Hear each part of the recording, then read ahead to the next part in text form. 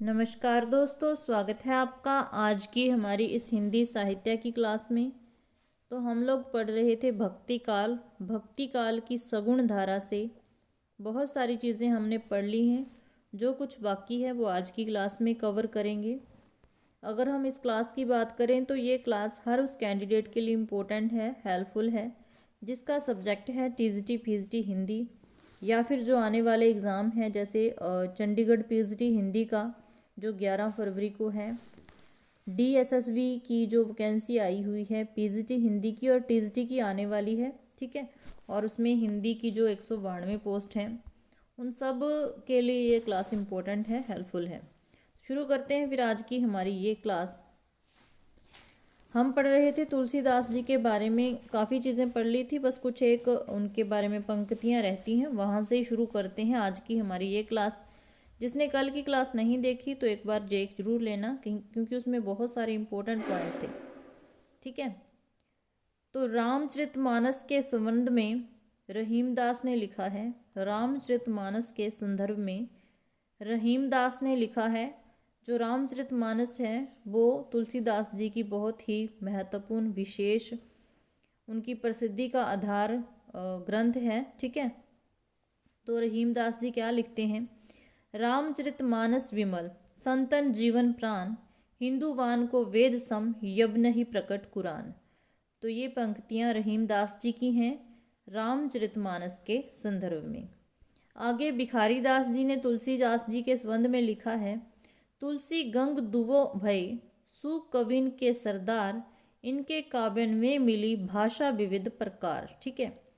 आगे अयोध्या सिंह उपाध्याय हरिऔध ने इनके संबंध में लिखा है, क्योंकि ये कथन देके आपसे पूछे जा सकते हैं कि किसके संबंध में है, किसके द्वारा कहे गए हैं, ठीक है। तो भिखारी अयोध्या सिंह उपाध्याय हरिऔध लिखते हैं, कविता करके तुलसी न लसे, कविता पालसी तुलसी की कला। तो ये ध्यान रखनी है पंक्तियाँ।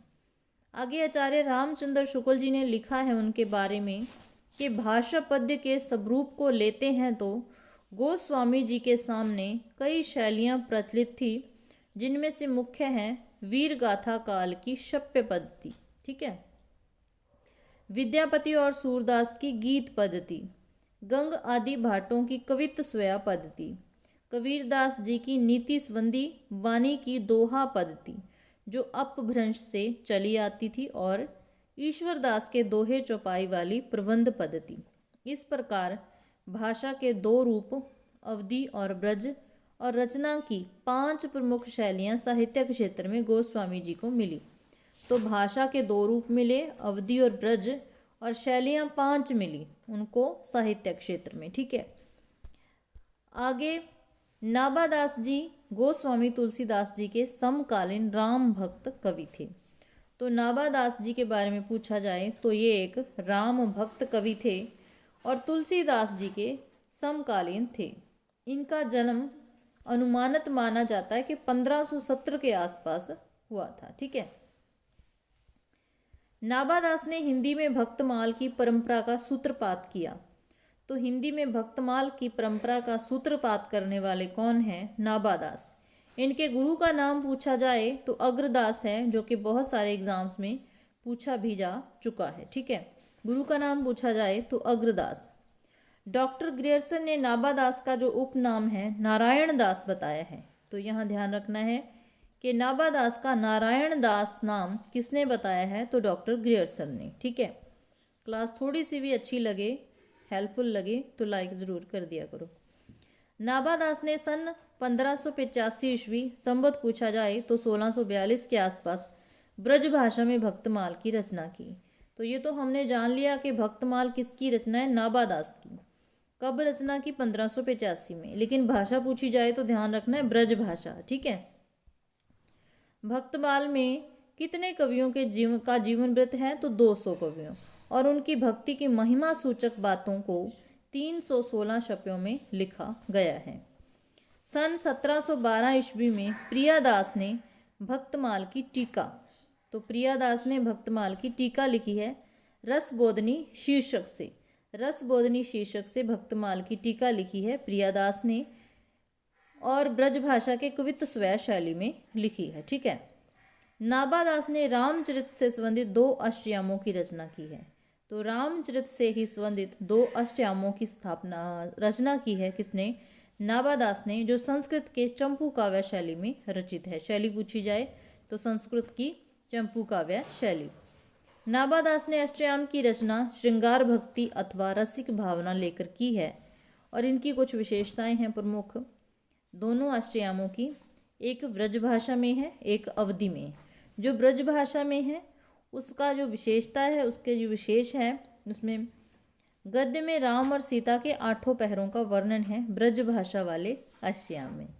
दोहा चौपाई शैली में राम सीता का वर्णन है अवधी भाषा के अष्टयाम में। ठीक है।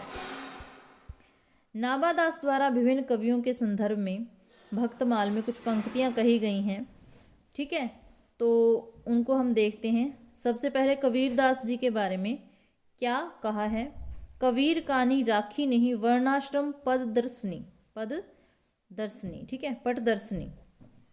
तो ये पंक्ति कबीरदास जी के बारे में है भक्तमाल में। मीराबाई के बारे में लिखा है कि निरंकुश अति निडर रसिक जस रसना गायो। निरंकुश अति निडर रसिक जस रसना गायो। फिर तुलसीदास जी के संबंध में उन्होंने लिखा है नेता काव्य निबंध करी सतकोटि रसायन। ठीक है। सूरदास के संबंध में लिखा है उक्ति चोज अनुप्रास वर्ण अस्थिति अति भारी। ठीक है। वचन प्रीति निर्वाह अर्थ अद्भुत तुकधारी। नंददास के संबंध में लिखा है लीला पद रस रीति ग्रंथ रचना में नागर। तो ये पंक्तियां थोड़ी थोड़ी ध्यान जरूर रखनी है कि किसने मतलब भक्तमाल में किसके बारे में ये कही गई है। अष्टयाम में नाभादास ने आगे लिखा है अवधपुरी की शोभा जैसी कहीं नहीं सकही शेष श्रुति तैसी।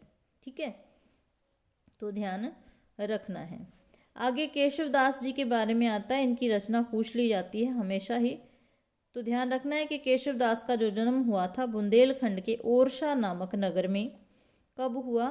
1555 में हुआ और मृत्यु 1617 में हुई थी।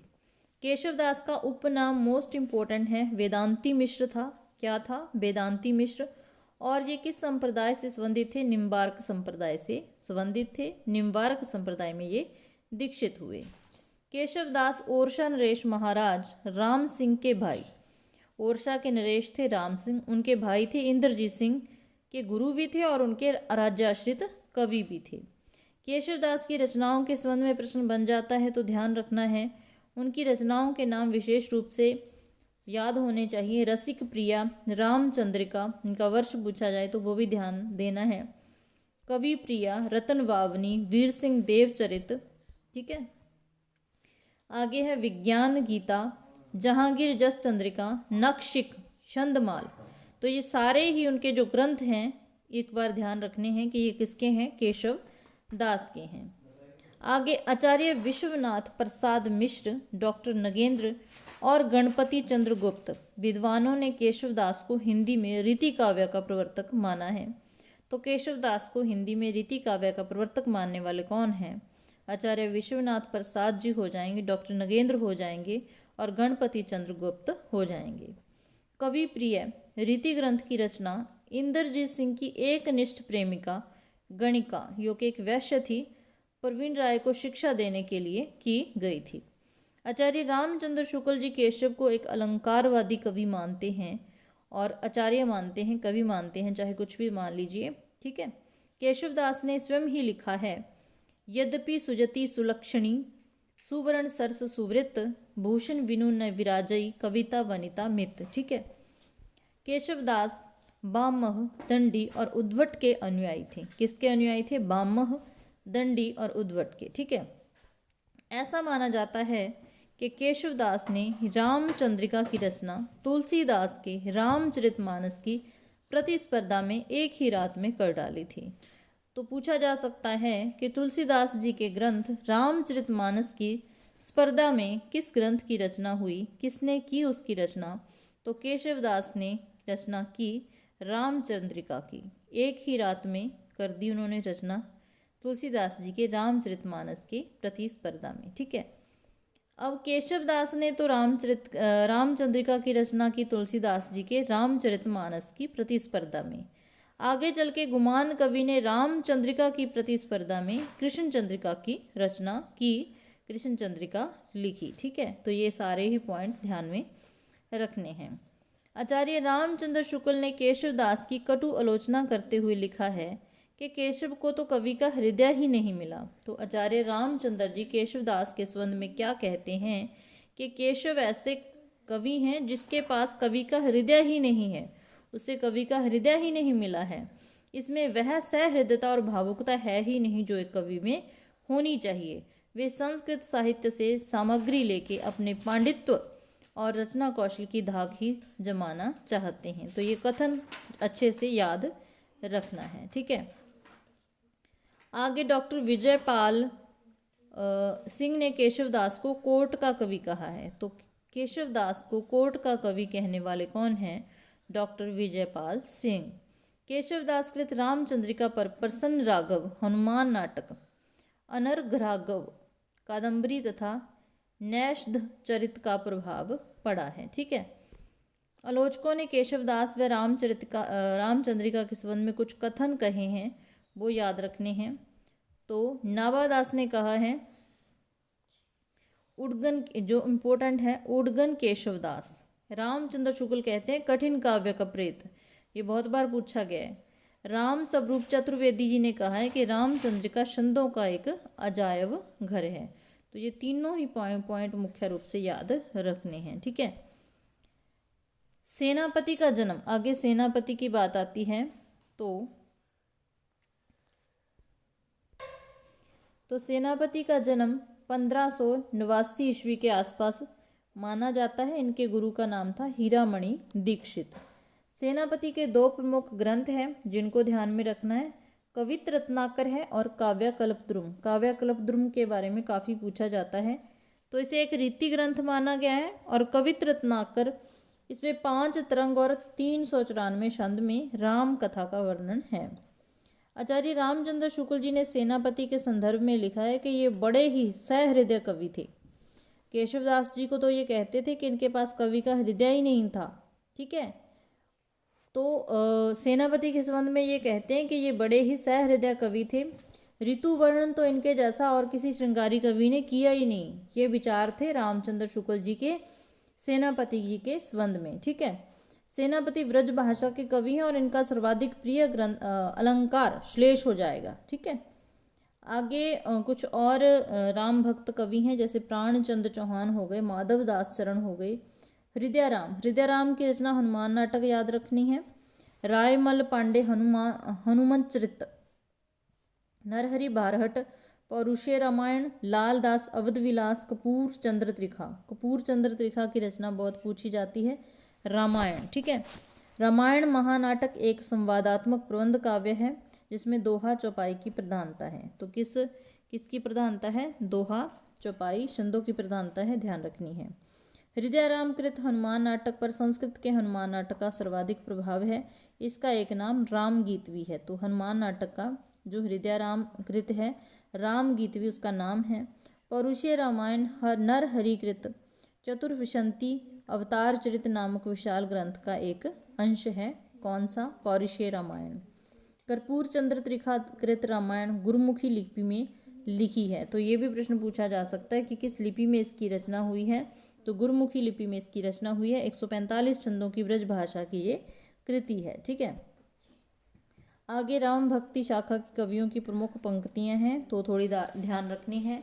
रामानंद की ये पंक्ति है, आरती कीजिए हनुमान लल्ला की, दुष्ट दलन रघुनाथ कला की। तो ये पूछी जा सकती हैं। आगे अग्रदास की कुछ पंक्तियां हैं, कुंडल ललिल कपोल जुगल अस परम सुदेसा। ठीक है, गोस्वामी तुलसीदास जी की कुछ पंक्तियां हैं, दोहावली से हैं, कवितावली से। ये पंक्ति बहुत ही इंपॉर्टेंट है, बहुत सारे पेपरों में पूछी गई है। तुलसीदास जी की गोरख जगायो जो भक्ति भगायो लोग, इम्पोर्टेंट है, ध्यान रखनी है। ठीक है, तो ये थी हमारी आज की क्लास। मैंने अपनी तरफ से भक्ति काल की जो सगुण धारा है उसके जितने भी महत्वपूर्ण बिंदु थे सारे कवर करवा दिए। अगर आपने क्लास नहीं देखी पिछली तो देख ज़रूर लेना, ये आपके सिलेबस में दिया हुआ है। चंडीगढ़ वाले कैंडिडेट ध्यान दें, ठीक है। क्लास थोड़ी सी भी हेल्पफुल लगे तो लाइक ज़रूर कर देना, चैनल पर नए हो तो सब्सक्राइब कर लेना चैनल को। हम लोग हिंदी पढ़ते रहते हैं। मिलते हैं ऐसे ही नेक्स्ट क्लास में। क्लास देखने के लिए धन्यवाद।